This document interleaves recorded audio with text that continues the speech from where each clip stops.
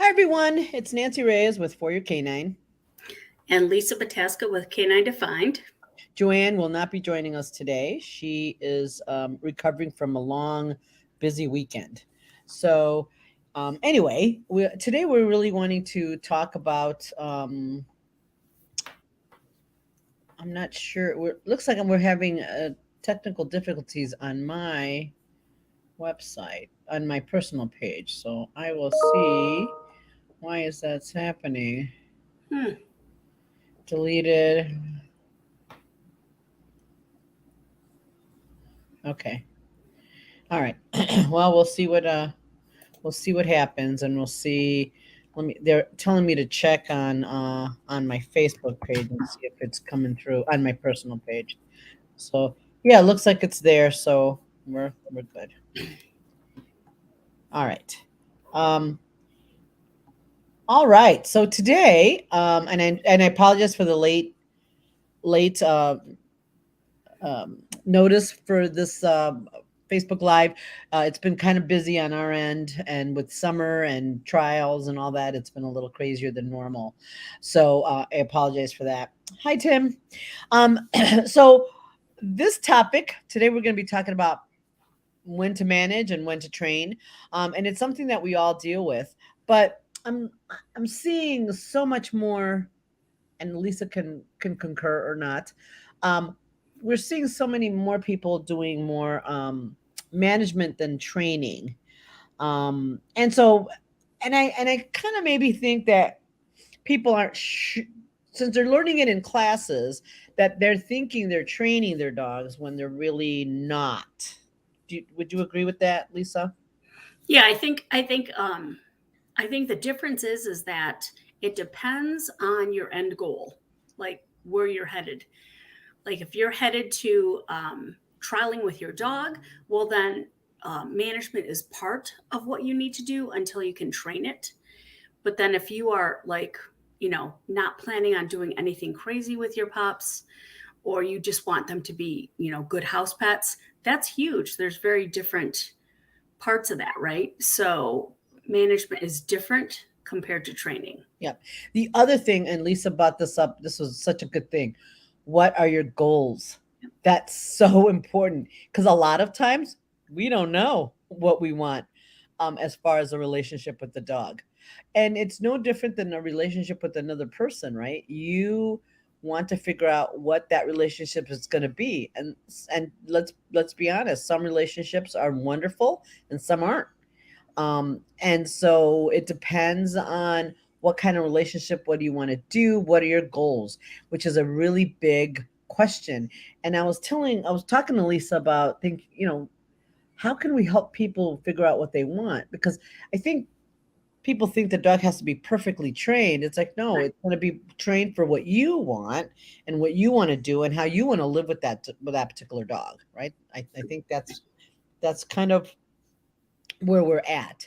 And like Lisa said, with the dog sports situation, dog sports require a different level of training and a different level of skills that the dog needs to have to be able to do whatever we're asking them to do. And I think this is where we're seeing a disconnect with some of that. And I think in training classes we do train some management stuff, right? Because we're not going to be able to train all the time. It's just it's not possible. So sometimes we have to manage it. But I think people get really used to the management piece and they don't actually try to get the dog, don't train the dog. And that includes dog trainers too. Sometimes we get in such a habit of the management piece that we forget that we have to actually train the dog, right? Yeah. And I think too, it depends. I mean, like with dog trainers and stuff, I know I manage some things when I can't train them. But, when we talk about management, it's just preventing rehearsal, right? Rehearsal of behaviors we don't want. And when we train it, we're trying to give them different skills. So I think like starting off of defining what each are, or what each means is critical. And yes, you're right. Like Aaron had said that like training once a week in class is all it takes. that's not the case. So like when I do in-home privates or what have you, I'm like, you need to rehearse this and then call me when you're ready to move on. Because if you're happy with where you're at, that is okay with me. Like I'm not trying to make you do anything further with your dogs than other than what you're willing to do. So everything has its place, as always, right? Training versus managing. If I'm training a behavior, then I'm actively working to change what it looks like in the presence of various distractions. When I am managing is just preventing rehearsal until I can address the issue at hand if it's something that is relative to me. But with that being said, like, I don't know about you, like my dogs are allowed everywhere in my house, on my bed, on my couch, whatever. And there are some people that don't want their dogs on the couch, but technically they're managing, but also training, because if the dog chooses to jump up and test the theory that, hey, are you okay with this or not? Then the person has a choice then to say, hey, I'm going to manage this or prevent them from rehearsal. And then eventually the dogs grow up to saying, hey, this is not an issue because we're never allowed to rehearse it. So I Right. think it's, you know what I mean? There's kind of a fine line with it in terms of what your goals are, but it is really relative to the goals Right. of the And there's individual. not a right. And I always tell people, and I know when I used to teach puppy and basic classes, I used to tell people, you take what you want from the class, because everybody, like Lisa said, some people don't care about the dog being on the furniture. Some people care a lot. Some people, um, sorry guys, some people don't want people. Everybody has different rules or different Right. way they want to live with their dog. So there's not a right or wrong. So I always tell folks, I go, take away from this class what you need and what you want to work on. And in many cases, people don't want the dog to be able to walk on a leash nicely, come when you call them, um, and not chew up stuff. That's usually for the pet dogs. That's usually um, all they want. However, all of those things take a lot of time and practice to get it 100%. And again, back to what Aaron said, class just gives you the information, then you have to incorporate it into the life. And that's why I say, for people, I tell students, I said, incorporate the stuff you're learning. So for example, if you want to practice a recall, if the dog's outside, you can have some treats, come, and you get to so you're training all the time, right? You get those skills. And then again, management is when you can't train it. Like if it's too busy, your dog's head doesn't have the skill set for that particular environment, and then you're going to manage it, right? But I think people get really hung up on the management piece of it, and that becomes a big problem, right? Because it's just easier to manage it instead of train it. And they also, the other point to that is, they don't want the dogs to ever make a mistake, which is insane. It's like, if the dog makes an error and makes a bad decision, it's okay. Okay. All right. Well, we made a mistake. We'll, go back and try something else. And I think this is where the training and like training is different. Like there's different populations of people that own dogs, right? There's conformation, there's sports dogs, there's pet people. And in my experience, like I love to train dogs, to do stuff with them, but from a pet perspective, it's not the same criteria, right? Right. So this is where I think they collide. And it's fine if you're going to manage. Like, I'll tell you, like when people come over, I'm like, get in your crates. I have 5 dogs. I don't want them running and jumping on people. I don't want over arousal at the doorway. So I don't allow that behavior to Right. persist. And the more they rehearse it, the more the neural pathway burns into their brain, right? So for me, that is super important that they are not rehearsing that behavior. And eventually you can let them out. But that is a management tool until they get in, they get settled and so forth. And then through age, it depends, right? So I think the important thing about when you're managing, like for me, eventually I want my dogs to be out when people come in. However, right now they're not prepared to do that. I have very busy, active dogs. So if they can't do it, I'm not going to allow them to rehearse, but I'll allow my dogs that are lower arousal dogs to be able to help. Oh, hey, what's up? We're cool, blah, blah, blah. What's going on? So I think it's very relative, again, to the end goal and the relationship you have with your dog. Right. And Gretchen, yeah, I think, and I'm going to go and I'm going to talk about reactive dogs. People think that if the dog makes a mistake and woofs at another dog, that's it. All their training is gone. I go, oh, No, that's not true at all. The situation wasn't right. We just need to adjust and go back and set them up for success. you found an edge that's Right. too much for the dog. Right. And it's like, so these people that are teaching these well, yes, you don't want them to practice that behavior, but if it happens once, it's not going to derail all your training. Right. It's if it's happening all the time, that's a problem, Right. right? That's the issue. And the thing is, if the dogs don't make a mistake, how are they going to learn? Right. Right? It's just not going to be a thing. And that's where I see with and I'll go back to the reactive dogs because I'm going to pick on it a little bit because that's where I see most of the people doing management for life, right? Management and loose leash walking, those two I see management to the nth degree. So for example, with a reactive dog, you want to teach them that can see another dog, and you're going to work on distance, duration, and all those things to help them deal with the problem. So you're gonna, when you're gonna train it. You're gonna set it up and train it the way you need to train it. But let's say there's 5 dogs that you have to walk past. Well, you're not gonna train it at that time because the dog can't handle it. Then that's when you use a cookie to the nose if you need to, or go the other way, because going the other way is management. It's not training, right? So all those things, and then you might go another direction because the dog can't deal with it. But you want to work to that level where the dog can do it. And I know for the people in Chicago, that's really hard because there's dogs all over the place. So you have a dog that's reactive and they can't get away from the dogs. So it's very difficult for them not to practice that behavior. So I understand that piece, right?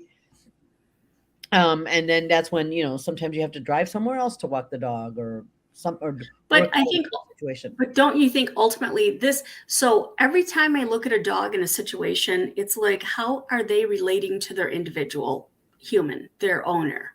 Because that's where ultimately the crux of it is. If the owner hangs them out to dry, how is that the dog's fault? Right. Right. But yet, if the dog makes good choices and the owner is not paying attention, how is a dog to learn? Which Right. you see that as well, right? Yeah, absolutely. And then the whole thing goes back to how good is my relationship with my individual, right? Oh, Tim has a great, really, preventing rehearsal means. So for example, if you're like, say for example, you don't want your dog on the couch, but he has access to it all the time. So he gets used to getting up there, and so he's rehearsing getting up on the couch, which is something you don't want. So preventing that would mean you put a gate there, or you do something to prevent the dog from getting to that spot if that's something that you don't want, right? Most of the dog people don't care the dogs are on the furniture, but pet people care about it, right? Or if the dog is going to be lunging and barking at other dogs, but you don't want him to do that, you're not going to put him in situations all the time where they're going to be lunging and barking at other dogs. You're going to teach them to, you're going to eventually work on checking in with the human. We're going to get through this together and go through and get done. So preventing them practicing the bad stuff. You don't want that, because you know how challenging it is, especially like for a react, like in Chicago, I use it. There's so many dogs. So if you have a dog that's reactive, every day you walk them 3 times a day, they're going to be lunging and barking at other dogs. So he's going to get real good at that, right? Because he's practicing that behavior. So somehow you have to stop that behavior so that you can train it, because otherwise the training is going to be so hard because they're practicing the bad stuff so much that putting in the good stuff is going to be really, really, really hard. So that's why you want to do a little of both. But if, again, on occasion, there's a mistake, you got too close, whatever happens, and they made one error, it's not a big deal, right? It's not going to derail every single bit of your training, right? And that's realistic, right? Where nobody's perfect. I'm not perfect in my own personal life. Like these are animals that don't even speak our own language, yet we have a higher uh, requirement of them versus ourselves, which is insane to me. Even like training your dogs, like even going to class periodically or once a week, whatever the case may be, depending on your goals, that's still not life. Like that is just set up to help you get the information, help you to rehearse more of what you want. But that is not like you hear sometimes, and I hear it, my dogs are great in class. Well, why is that is my question. Is it because you're not rehearsing what you've learned in class to help your dog otherwise out in the real world? And yes, you get to choose like what's important to you. Like we all get to choose. Do I care? Like right now I'm dealing with my Papillon who is like Dino, whoa, whoa, whoa, whoa, barking when stuff happens. And I'm like, oh, it's not my favorite, but I will interrupt and try to redirect to prevent rehearsal of, and then work on attention and focus in distracted environments with using stimulus gradient, distance, duration, intensity of stimulus to get my dog to respond in a way I want him to. But he's also at a very, that's the other thing. We have to consider where our dogs are developmentally, right? The brain is it takes time to rehearse certain behaviors. So here's the deal, like from 6 to about 2.5 years old, they're in teenage time. In teenage time, the HPA axis is twice as active as any other time in the life. That means it is like so much more like it's the time of big feelings, right? Yes. So that is a great. It's true. The time of big feelings. Time of big feelings. That being I have the case, two dogs. I have two dogs in that phase right now. right? Well, technically, I should only have. I should only have two dogs, but I technically have three dogs that have big feelings. Well, you have a shepherd, so there you go. That's the big feelings kind of breed, right? But the thing is we have to remember that, like in my situation, working in the more the pet community and so forth, and people wanting to live with their dogs. I love sports, but for me, in my situation, I do work a lot more with the pet community, and it always astounds me that it takes a lot more. Like we don't consider that, and even professionals that I know of that have teenage dogs, they're like, well. You realize that your dog is in primetime teenage time, big feelings time. Well, I don't like it. I get it. Neither do I. Teenagers are really challenging over any other time in dogs, right? So for me, it's something you have to remember and consider. So then you're probably more doing management versus training at that time because the brain is not readily available to accept some learning. Right at that time. So right. Recognizing that is critical. Right. And I always tell people, and this is about when to train. If you're in a good frame of mind, your dog is in a good frame of mind, that's a great time to train. It's perfect. But if you're not in a great frame of mind, or your dog is having a unusually tough day, that might not be the day to work him, right? Because nothing good will come of it. Right, you're going to. That's management, right? And that's is management. Yep. So you want to make sure that then you're training what you want. Now, those of us who have performance dogs or dogs that we do dog sports with, the requirement for some of the stuff they need to know is a little bit more rigid, right? They have to be really good in a crate. Well, I think all dogs need to be good in a crate, but that's another thing. They have to be able to be crated because every single dog sport requires it. Every single one. There's not a dog sport you can do that doesn't require it. And they have to be able to walk, be around other dogs and be comfortable. They don't have to love other dogs, but they have to be comfortable around other dogs. They also have to be comfortable around people. They have to be good with people walking around, with all this, with a lot of noise, and they have to be able to be comfortable going to different environments, right?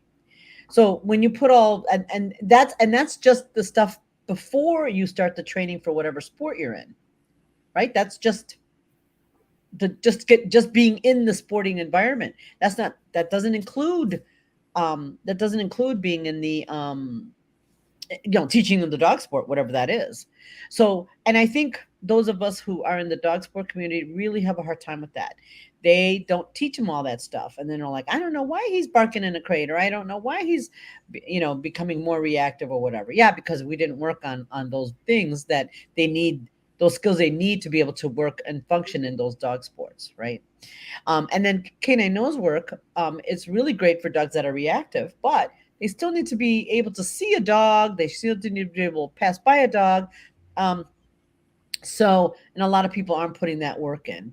I know a lot of our students do. They have reactive dogs, and they do a nice job of making sure they can get past dogs and before they take them out into the big time to be able to handle that. So the dogs are much better prepared, and they do much better. But I do see other people that that's not how it works, right? They take them out there.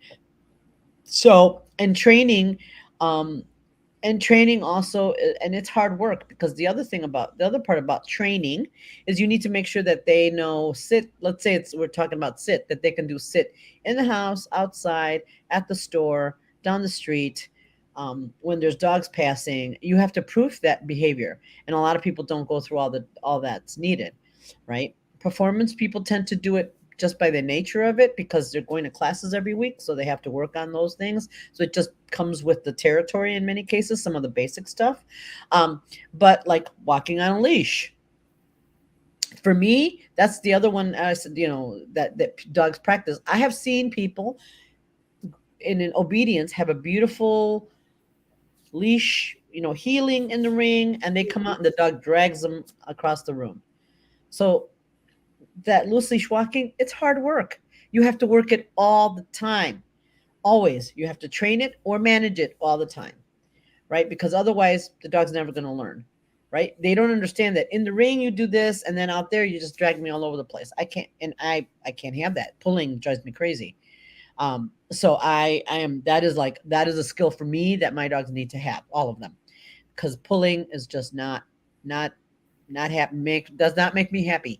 So and one of my labs, my female lab, took a long time for her to learn not to pull, and she still loves it. but she's able to, when I let's go by me and walk by me, she can do it pretty well, and she's pretty good at it now. But again, you can't manage it all the time, and this is where it goes back to training equipment. If you're using a pinch, a harness or whatever, that's a tool, and that's a management tool, so you can get the behavior. But I have dogs that have been on pinch and all those prongs and stuff forever, right? And it's like, okay, well, I've used them, but I don't want to keep my dogs on it forever. I also think like the tools you have to remember is a suppressive tool, right? There's Right. different types of tools. And if they suppress behavior, that's one thing. But then, suppression is a management type of ideal as well, right? So you can suppress the behavior and prevent rehearsal of it. But then you also have to realize that that's like some people I know, they end up living that way. And hey, if that's what you want to do, Right. knock yourself out. You are welcome to do that based upon what your end goal is. But it's not fair to expect the dog to handle certain situations without that tool, right? And that to me it's a relationship issue. I think ultimately it's a relationship issue. Be clear about what you want, your expectations, set that rule, and then rehearse it.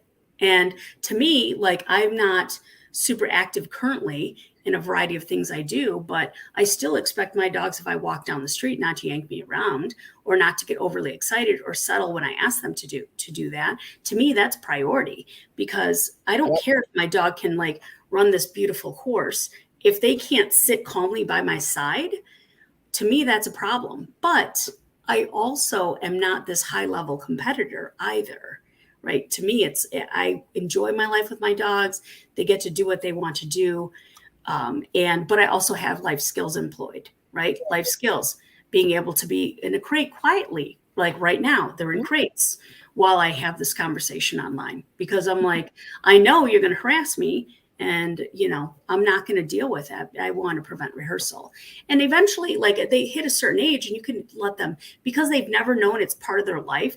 It's like the puppies that people, like you said before, they're never allowed on the couch. And then at a certain age, they're like, oh yeah, it's just not what we do. And I think it also depends on the individual personality of who the dog is, their persistence level and what's important to them, right? Because there are some dogs are like, no, no, no, I get to be on the couch. Like, that's just what happens. So, there's so many pieces to this, but I think the expectation of who the dog is, what we get to let them rehearse or practice is critical. If you don't be upset if you have allowed them on the couch, like my husband today, Tenor, my border collie, he's like, hey, here's a ball. I'm just going to stay here and I'm going to lay my head down by your side. And he's like, that's enough, Tenor. I'm like, you've rehearsed that. I can't fix it. You've rehearsed it. That's a neural pathway that you've personally burned. He doesn't do it to me. Gee, I wonder why, because I don't allow that. Right. And so those are things to remember. Like, let's be realistic about it. Right. Right. Well, yeah. And so the other thing is, I think it would be a good idea for people to as trainers, just a thought that came to me. It'd be good to have people when they come to a puppy class, whatever, what are your goals for your dog? Yes. To really help people think about that, because then it really will make training so much easier, because they're going to be like, okay, I want this, I want that, and then they work towards that. And I guess, again, it doesn't matter. Like, some people don't care about stays, some people don't care about certain things, and it's like, okay, then as long as it fits your lifestyle, there are certain things that I feel that are must-haves, like coming when called. Your dog has to come when you call them, and that's it. If they must come when you call, they have to be able to do that, right? And then you need to work on it a lot. Like, currently my 2 labs, even my baby lab, he's going to be 9 months, has a great recall. He will come every time, and he doesn't go very far. And my shepherd also has a great recall. However, my labs never go check out anything when, off leash. They always stay near me, and they always are seeing what I'm doing. The shepherd, on the other hand, since he likes people and dogs so much, he'll be like, oh my God, there's a dog over there that he wants to go see. And so I in a quieter place, it's fine, but in a more, but I can trust him off leash. But now I have a beagle. There's no way she's off leash now for the duration. She'll always be, on leash, and I still will work it quite a lot in case of an emergency, right? Because, but you have to think about what the goals are for her. But she's still, I haven't had her very long yet. Really, she's only been with me since September, so it'll be a year in September that I've had her. So, she's still, we've worked on a lot of other stuff. It's not even the same dog, but recalls aren't going to be number one for her. So she doesn't get to practice not coming or not listening to me. Right. So and then there's a management tool in place, right? Right. So if she doesn't come, there's a long line attached, and you're like, Right. no, it's actually happening. And so that's what you have to understand is, like, management, if you're striving for a different goal or a more complex goal, let's say, then what you're doing is you're actually have a management plan in place to prevent rehearsal of, right? The other thing I want to point out is that look at the difference in the breeds, right? So a working breed, which is your Labradors, they're designed to, like, be very oriented to people, right? Because they're designed to work that way. The German Shepherds or the herding breeds, depending on whatever, the German Shepherds particularly are a guardian type of breed. So they're more apt to go away, check things out, and then eventually come back. And then the Beagles are more of a, and the other thing too is that your Beagle comes from a different background. So not just we have the genetic aspect of it, we have the individual learning, we have the self, and then the environment. If you're not allowing rehearsal, she's not going to rehearse that. Like, that's not going to be in your environment. You're not going to allow that. So I think the other part, and this is where, to me, when I looked at all the different certifications out there, this is where I jump into, and we kind of talked about it, the family dog mediator. program, which is through Legs and Dr. Kim Brophy, Kim Brophy. And she talks about all these different pieces, which you and I learned about through Suzanne prior to, and Joanne prior to all of this. But the way she organized it was very interesting and talked about it in a way that is relative to each, right? And it's more from a family dog perspective. And there's management and then the rehearsal. There's so many aspects of it. And you have to realize, like, if I want to do agility, I'm not going to pick a breed that prefers to work away from me. Like a Great Pyrenees is really difficult to do agility with, right? Good, but it ain't By gonna be nature. easy. Yes. And I do. I have a friend of mine who's done it with him, had lovely weaves, but he didn't sustain connection during the entire time, right? So selection of the individual, whether it's by genetic or temperament, is something else to be also considered when you're doing some of these things, right? Like the herding breeds, like the Border Collies, they're super visual. So they become more reactive to sound, which is a thing in the Border Collies, and certain other breeds, but also motion, right? That's critical. And those are things to consider. So I think part of it is like considering the individual on top of what your goals are and seeing if they match. And if they don't match, then have a realistic expectation or goal for that individual, right? And I think this is where we bump heads when we start saying, no, I want a challenging breed. We're going to do this and this and that, you know? And I think that's the thing that's kind of sad, because your expectations have to match. Or, you know, like, for example, like my mom wanted me to marry a doctor. Like, no, I'm not doing that. I said, oh, it'll work out for you. It wasn't okay for me. It's not something I wanted to do for myself. So here I am living the life that I see fit for myself. And that doesn't make me any less or more of an individual because I selected a different path, right? And I think we need to understand that about dogs. Like, the difference is they don't even speak our own language. Like, how are we expecting more of them when they don't speak our language? They're a different species. They're designed for specific things, jobs, based upon genetics. Right. And that's why selection is so important. And I see that Deb Evans is here. It is really important, depending on the lifestyle you want to live, and that you're going to have that dog live, that you choose a dog that can handle the lifestyle that you're going to give it, and that is going to enjoy it. So, and it goes back to, if I love having dinner parties, I love the social aspect very much. That's kind of who I am. My husband isn't so much, but could you imagine? I'm like, I think we're going to have dinner parties every Saturday night because we're going to have the, blah, blah, blah. We're going to have, my husband would be in hell because that is not something he'd enjoy all the time. Occasionally, I'm sure it'd be fine, but all the time would not be fine. So you want to be able to have that. And that's what I mean. I think writing down your goals, what you want and really want, and what's really important, right? So like for me, recalls and not pulling on a leash are very, very important to me, right? All the other stuff, it's okay. It doesn't have to be so perfect, right? A long stay or whatever, unless I'm doing a sport that requires it.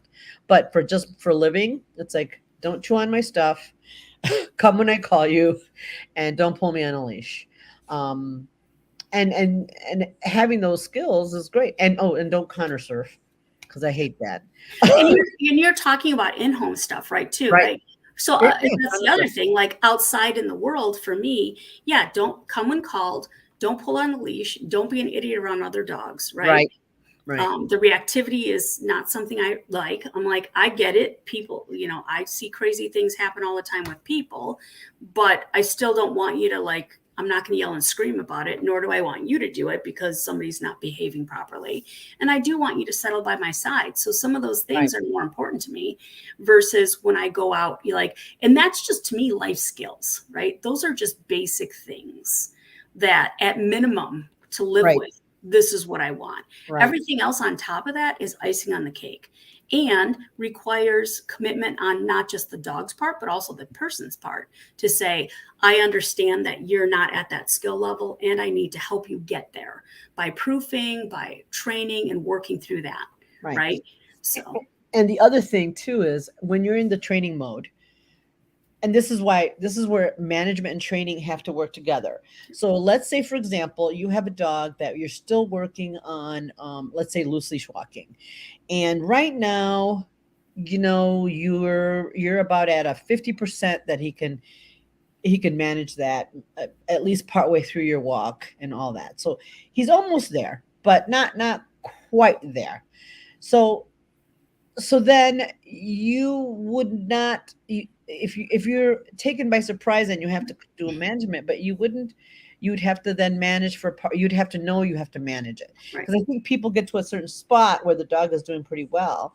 So you have to know where your dog is in that training so that you know when to employ management, because I think that's where it falls apart a little bit, right?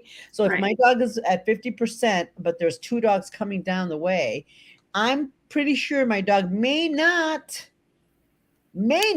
be able to handle that two Right. dogs coming down, right? So I might stop and sit, or I might use a treat to walk past them.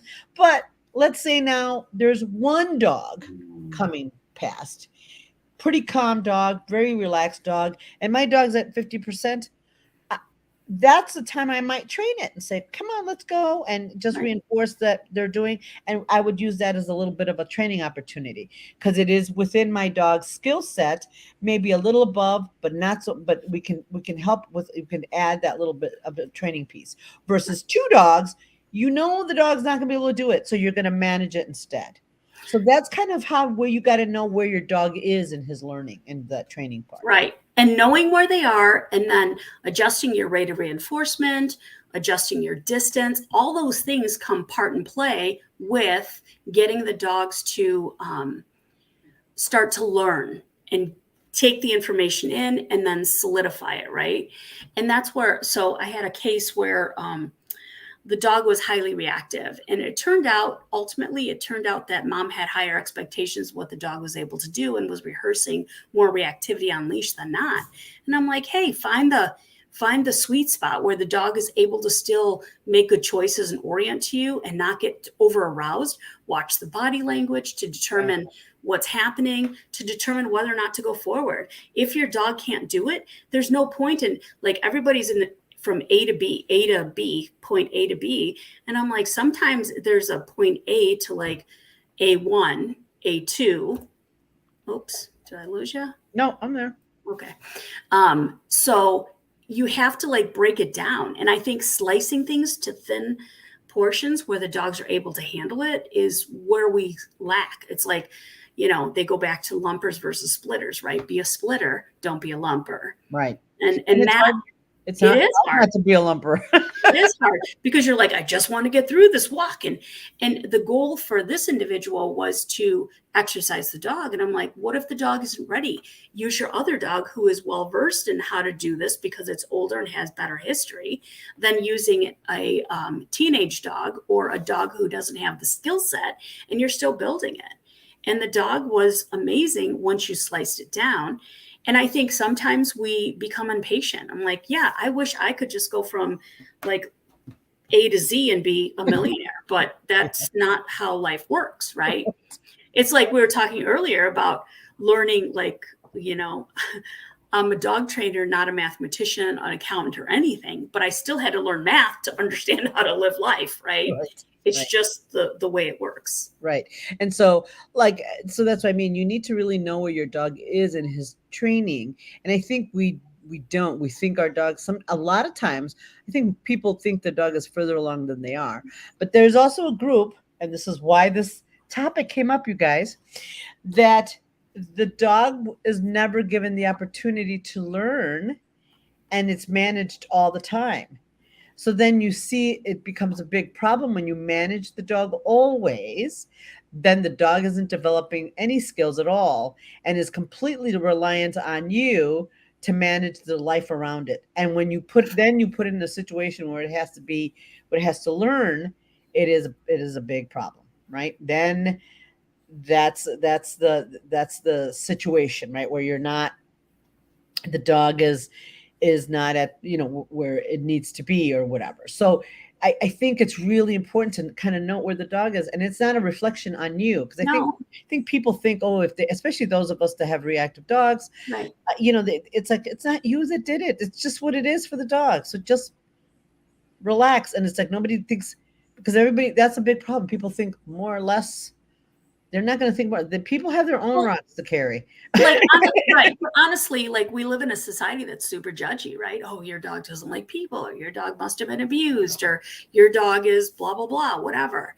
And then people take it personally. And I get that. I see it.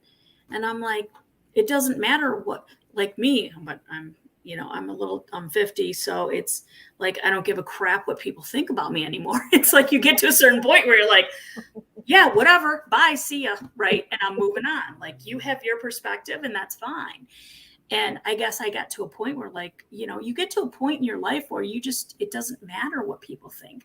And who cares? They're not paying, like I tell my students, like, they're not paying your bills. They're not taking care of your dog. They're not living your life. So why does their opinion or what they think matter? It doesn't. They're not, and I think a lot of times people look for that. Like, it's okay. I'm like, your dog is not a bad dog. It's just struggling in some skill set, right? And And so that's okay. I have to say, a trainer that is no longer working for me, she told me, she goes, I would never recommend people come here because there's too many dogs that bark and that have issues. And I'm thinking, They're dogs. we're a dog training. Well, no, we're a dog training facility. If they already had those skills, they wouldn't probably need to be coming here. So that is why they're here, is so that we can help them through that. And so it's just so. I was like, oh my god, It's like, no, if they already knew all the stuff, they're here to learn all those things. They're here to develop those skills. I thought it was the funniest thing. I'm like, yeah, they're here to learn it. That's why they come to us. Otherwise, if they already know it, why would they come and give me money? So I thought that was an interesting perspective from somebody who's a trainer, right? Um, so yeah, it's one of those things. It's like you want. That's why and I know Lisa has has been with me since the beginning. One of the big things is we really work on not judging and working with people where they are, because we've all been there at some point or another, and Mhm. we've all had a dog that was a tough one, and I've been there too, and that's why we're here.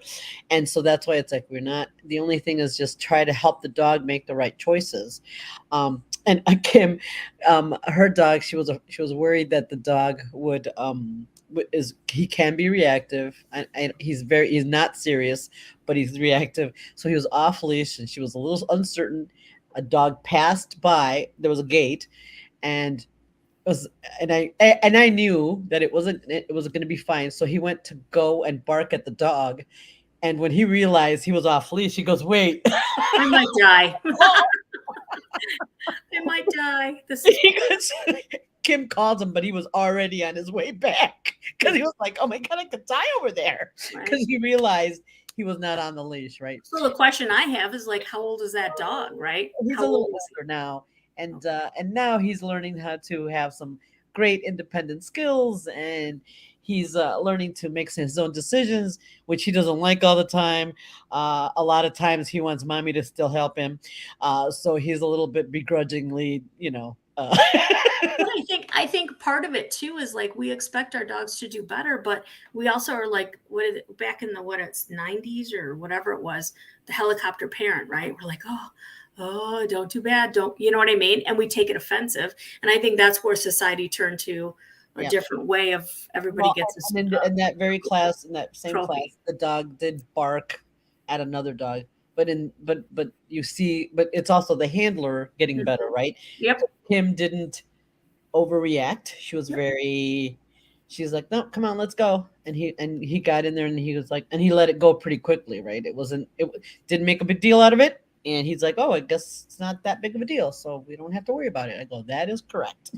And I think us as trainers and working with animals and the behavior aspect of it is like we're not just working with the dogs, we're working with the people to understand who their dog is, because they might have a distorted view of their dog based It's upon their their, dog. Yeah. yeah, and it's hard to see the forest for the trees, right? Because sometimes, I've done it. I'm like, okay, am I being crazy here? Is this me? And I've laxed a lot on that now. Like, I'm like, no, he's just a teenage idiot right now. And, we're working on things, and it's okay, because biologically, I'm not going to change that. Like, they are where they are, whether it's my habit of how I've trained or managed the situation, and they've learned this person's going to save me if I have to go to jail, right? They're going to bail me out, type of thing. Or, or it's a teenage dog testing its limits, and then I need to step in and provide some proper guidance. Right. So, And, yeah, and some of those dogs that we've helped or been helping, like in Kim's case, been helping for a long time, that's kind of what they're used to, they right. don't and so now you're saying, okay, now you can make your own decisions. And they're like, oh, that's hard. Yeah, But you am I also doing? but you also see them grow Yep. when you give them that extra stress, because that's what you're doing. You're stressing them to make, which a little bit of stress goes a long way, I think, for learning. So one of the things is you want to be able to know where your dog is in their learning, and be able to handle and be able to train it to whatever level you want, right? And it's always, and it's like dogs, just like us, are always learning. And Yep. sometimes we inadvertently might not be, teaching them what they want. um yeah, and Gretchen, about making mistakes. Sometimes the dogs are going to make, and the dogs are there to teach us a lesson, and you want to be able to work that. But be careful of over managing things, especially with a reactive dog, because it gives them something to worry about sometimes, right? So you want them to, um, and you want to be able to do the training. And I'm not going to say, I understand life gets busy. Sometimes you can't train it, so you got to manage it. Just be careful not to get in the rut of always managing it all the time, because then that's what you're going to have to do forever. And sometimes that's an okay choice too, as long as you know that's what you're doing, right? So, um, like for example, if you're going to choose to keep a freedom harness or a pinch collar on the dog forever, that means your dog doesn't know how to. It does pull on a leash, does not understand loose leash walking, and you're managing it forever. Okay, it's okay. It's not a. I would just say it's not a bad choice. It's your choice. It's absolutely acceptable, if that's how you choose to do it. If you don't want to train that, and that's okay, because sometimes I'm okay with it. You know what I mean? Sometimes I'm like, eh. I'll be honest. My little dogs, that when I used to have little dogs, now I don't have any little ones that jump up. I don't care. It doesn't bother me none. I don't care if they jump up, right? Some people care a lot. I don't. And I'm not going to worry about it. And I'm not going to spend my time training that. I spend my time training the things I care about, right? Um, so I think that's kind of, so that's where, like I said, we're training. You need to know where your dog is in his learning for whatever that skill is, and then you need to know when to train it and work it, and when to manage it, right? That's where both things are necessary, right? And Tim says life skills and commitment, where management and training meet. That is right, because life skills are just the sports we do. And the reason we do so many sports, and there's so many out there, because it does help the bond. It doesn't always, but because there's always going to be those people who are in it for that 25-cent ribbon. But it really does give you a different relationship with your dog when you do dog sports, whatever that is, whether it's swimming, um, dock diving, or whatever. It doesn't matter what it is. It's just cool to do something with their dog, right? But it also tests the relationship very much, right? Because you're testing it. Like, did you do well? Do you take responsibility for your mistakes during that event, or do you always blame the dog? Because the dog isn't asked to do those sports, right? And this is the other reason about giving them the skills they need. None of the dogs are asking to do the sports. They're along for the ride, and some dogs are like, woohoo, that's a great ride, and they really enjoy it. And some dogs are like, okay, I'll do it for you. And other dogs are like, well, I could stay home or not, or I could do this too. They're not that into it, and that's okay. Again, um, as long as you know that's what you have. Like, I'll be honest, my two labs, they're all about doing whatever I want. My shepherd, he likes being petted. He likes therapy work. That's what he enjoys the most. He enjoys the social aspect. He enjoys being in the mix. The dog sports, he'll do them if I ask him. He enjoys them, but he doesn't. It's he can also not do them, and he's okay. Right? Versus my labs are like, let's do stuff. Right? They're so different in that regard. Well, and I think the other component, more or less, is if you want to do dog sports, if that's your end goal, then you need to select for that, Right. right? You need to look at a dog and say, this dog. So I was telling Nancy, I have a little cattle dog, and I recently learned that she, like, structurally, she is not a dog that I would do agility with, because I see breakdown. Like, she's very straight, where she has no angulation in her front or rear, very limited. And my concern was her knees, but the shoulder, like the frontal, the front part, like her legs and shoulders, are not attached to the skeletal. So I'd have to really work hard to build the front muscles, right? Well, her back end, I just recently learned she's got some trouble with her one knee and hock. And so now I'm like, well, that's even more of a reason why, like, if I were playing agility and stuff, I would have found it probably sooner than later versus now, like now, right at 3. And so, but that wasn't my end goal with her. My end goal was to have a pet that I could do fun stuff with, so we could still do other things like a rally, maybe nose work, stuff like that. That is fine, right? Things that are less stressful on the body. But I'm not, like, I go in and my first love is agility, to play agility with my dogs, regardless whether we're having fun or we're competing. To me, that's my love. That's how I started into the sport. And so for me, like, the fact that she can't do it, like, I didn't go into this with her to say, oh, we're going to do agility, right? And so I think thinking about what your end goal is with the individual that you're wanting to go into a relationship with is also a severe consideration, right? It's super important, because then if you set these high expectations for this individual, then what does that do to your relationship if the dog can't do it, right? And this is where the divide is. Like, some people will rehome, some people will continue on and say it's a pet, but then maybe have issues, who knows. But regardless, to me, in this particular case, it's like, if you're specifically wanting to go in to do a specific sport, then you need to select for that temperament and the structure along with it. Right. So M wants to review rehearsal management. So rehearsal, or preventing a rehearsal of a behavior, for example, barking out the window, let's say, that is probably a behavior most of us don't want. But let's say the dog is incessantly barking out the window, and it's allowed to get to the window every day and practice the barking, then you're going to get more of that, right? Because they're reinforcing that behavior. So you're not going to, so the goal would be not to allow them to rehearse that behavior, which is management, right? You're preventing that rehearsal, so you're managing it. So you would manage it a couple of ways.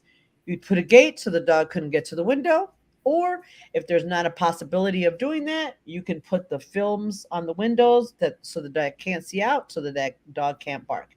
So that's not fixing the problem, but you're managing it, right, in the interim. So or you could prevent the dog from, like, keep them on a leash and prevent them from closing space, right? Exactly. Yeah. So that would be preventing the behavior, or preventing rehearsal is management. You're not allowing the dog to practice it. You're managing that ability. Training would be, you're going to teach the dog, okay, come away from the window, and every time you come away from the window, I'm going to pay you. Or if I ask you to be quiet, you can look out the window, but you have to be quiet, and then you're going to reinforce that. So that's training. And sometimes you have to marry those two. You might have to cover the window so it doesn't bark while you're working on the training piece. And then eventually you'd let them have that space. But so eventually you might have that protective film on the windows that I've used it for my own shepherds, I'll be honest, at work. I don't want them looking out the window barking, so I use that. And then now it doesn't matter. I still have it there, but I don't I don't need it. They don't look out the window because they never got to Well, practice that behavior, right? right. They And never. that's something else to remember too. It's like sometimes it's kind of like the dog that's never allowed on the couch. At a certain point, they stop trying because it's never been allowed. But the person has been diligent in ensuring the dog has not rehearsed, right? And the other component we haven't even touched upon is consequence to the training or to the behavior, right? Consequences are teaching the dog that's not a good choice, right? And it's relative to who the individual is. Right. So like, yeah, like the barking out the window, I don't like that. I don't allow it. It makes me, you cannot, and actually I had a good friend of mine, her dog busted through the window at the UPS guy. She wasn't going to hurt him, but she was so whacked just barking out the window that she broke the window. It's like, so yeah, no, I don't allow it now. So they sell these film at work when I got Cha-Cha and Tango. There's films on the window so they couldn't see out, so they won't bark. And then, now I could probably take them out because they now they look out the window. Like my shepherd could stand and look out the window and he never barks, but he never got to practice barking. So, and then when I ask him to come away from it, he will come away from it because I worked on it. So the window situation, I would train them to come away from the window when there's nothing happening. So they used to just come away from the window, I'm going to pay you. Come away from the window, I'm going to pay you. So then eventually they get so with nothing happening. So that way they're like, oh, she calls me away from the window and I get a treat. That's great. So when there is something happening, it'll be easier to get them off of that window, right? Because they'll be able to be like, oh, we're doing that thing. So that's training. You're training the dog not to do that behavior, right? But preventing them from getting there is management, right?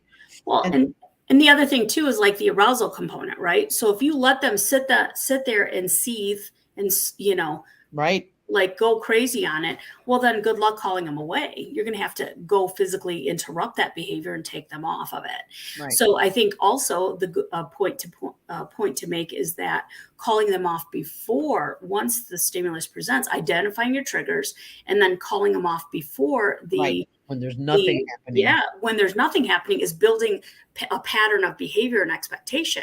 Then when you incorporate the challenge of a distraction, then you have to identify and call them off before they over arouse. Right.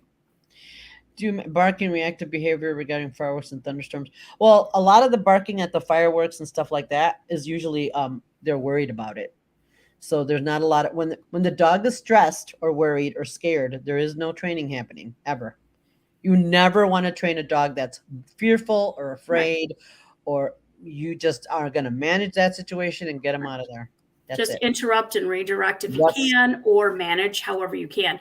And I think it also depends on what the dog is doing. Because there are remember that one video we saw that Suzanne showed where there was a dog, I think it was some kind of guardian breed, who was like, come on. And he was standing out there all stiff and still and forward when the thunder hit. Or the lightning struck and he's like, right. Come on, remember that?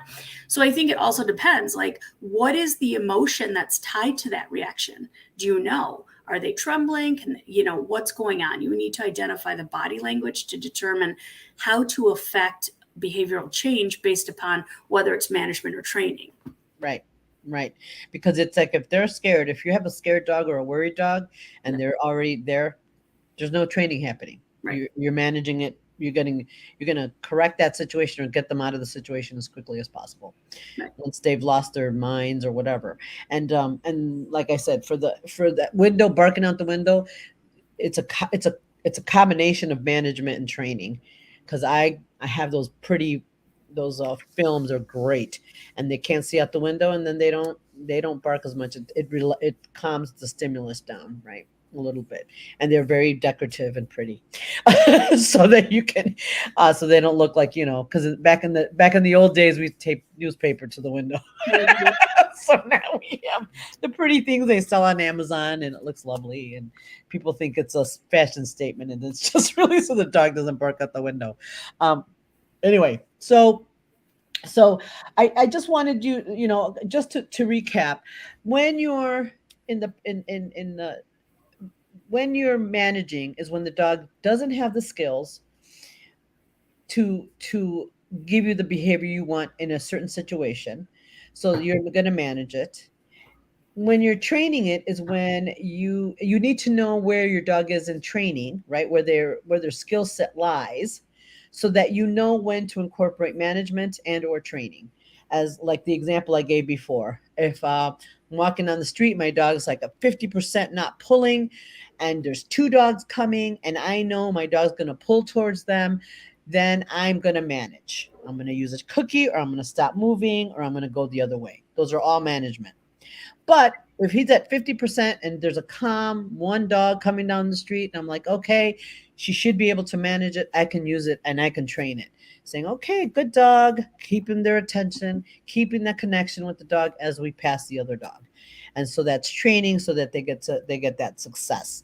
So that's when you have to know where your dog is in that skill set and in that training, so that then you can incorporate the management as needed when you need it. And I'm going to tell you, all of us manage the behavior all the time. We do it to people too. Mhm. Just putting it out there. We manage other people's behavior as well. Um, but then eventually you're going to have to let them make a mistake and see where you are on your training, because otherwise you're going to manage forever. I mean, and to be honest, some people do it all the time and it's not a problem and they're fine. They live a lovely life with their dogs. But if you really want them to learn not to do that, so you don't have to be involved all the time, because that's what it is.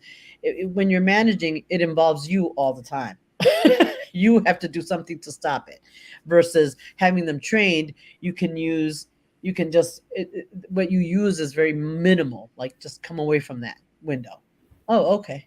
And that's the end of it. It's not a big drama, big versus management. You have to, it's more involved all the time. It involves a lot of you making sure you do your things right. So, and it's so much easier to train the dog than to get you to do everything perfectly right. So, at least that's what I found. So, Mhm. all right. I hope this was helpful, and all that, because this came to mind when somebody was telling me that the dog couldn't handle certain things. I'm like, how are you doing dog sports if your dog can't handle the situation? And all she did was always manage it, and it's like the dog. It's not fair. We need to give the dogs the ability um, to learn and be trained and not do that.